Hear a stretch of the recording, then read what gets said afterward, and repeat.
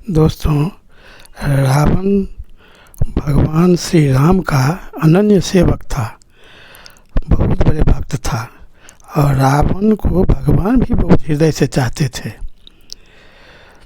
जब लड़ाई शुरू होने लगा तो उस समय भी भगवान ने अंगद को दूत बनाकर भेजा, जबकि सब लोग मना कर रहे थे कि अब हमको दूत नहीं भेजना चाहिए। भगवान ने कहे कि हमको लग रहा है कि रावण कभी मेरा बहुत बड़ा भक्त था, अब भी अगर यह संमार्ग पर आ जाए तो हम इसको मारना नहीं चाहते हैं। बात ये थी कि भगवान जब विष्णु रूप में वैकुंठ धाम में थे, उस समय उनका दो बहुत विश्वसनीय द्वारपाल था, जिसका नाम जय और विजय था। वह दोनों भगवान का बहुत सेवा करता था, बड़ा ही विश्वास पात्र था। एक समय की बात है कि भगवान कुछ महत्वपूर्ण काम कर रहे थे। उस समय अपने दोनों द्वारपालों को बुला करके कहे कि तुम लोग द्वार पर पहरा दो और कुछ देर के लिए किसी को अंदर नहीं आने देना।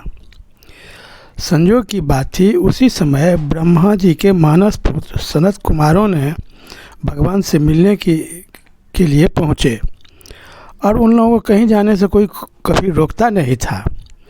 द्वारपाल उनको भगवान के आदेशानुसार रोक दिया कि आप कुछ देर विश्राम करें, भगवान अभी महत्वपूर्ण काम कर रहे हैं, कुछ देर के बाद हम मिला देंगे। इतना ही में वो ब्रह्म कुमारों ने एकदम गुस्सा गए और उस दोनों को श्राप दे दिए, तुम लोग हमको रोक रहे हो, तुम लोग तत्काल राक्षस बन जाओ। अब दोनों बहुत घबरा करके दौड़ करके भगवान के पास गया। भगवान से विनती किया कि आप ही के आदेश का पालन करने के कारण हम दोनों राक्षस योनि में पृथ्वी पर जन्म लेंगे, ऐसा हमको श्राप पड़ गया है, कृपया आप इसका निवारण करें।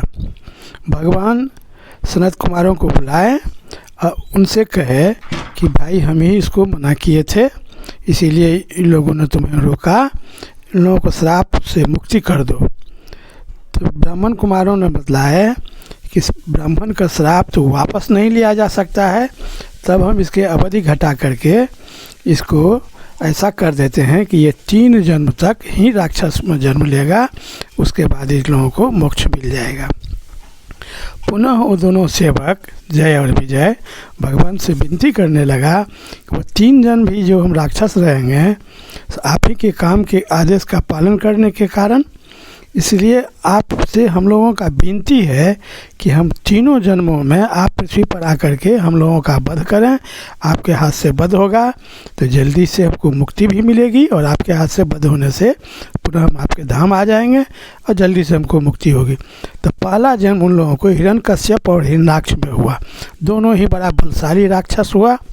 हिरण्यकश्यप को भगवान नरसिंह रूप में अवतार लेकर के वध किए और पुनः हिरण्याक्ष को भी भगवान ने ही वध किए।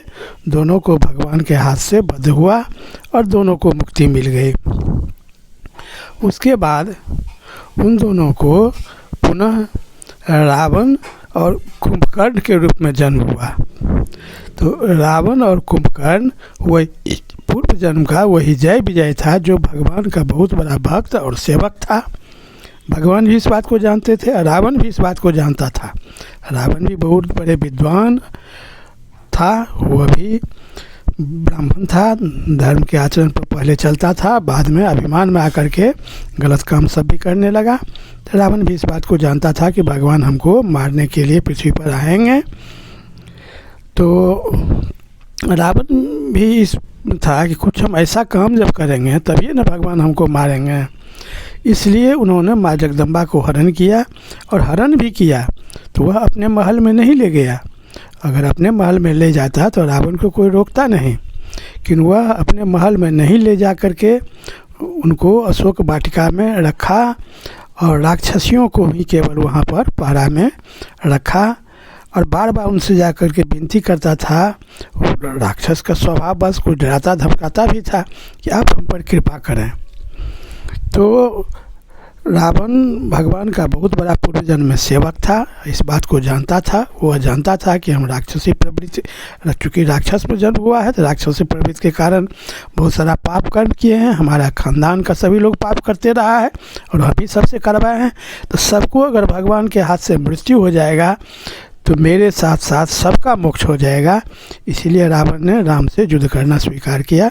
तो भगवान राम रूप में रावण और कुंभकर्ण का वध किए। उसके बाद वह दोनों जय और विजय पुनः कंस और शिशुपाल के रूप में जन्म लिया। तो कंस और शिशुपाल को मारने के लिए भगवान पुनः कृष्ण रूप में पृथ्वी पर आए और कृष्ण रूप में ही उन्होंने कंस और शिशुपाल का वध करके उन दोनों को श्राप से मुक्ति दिलाए।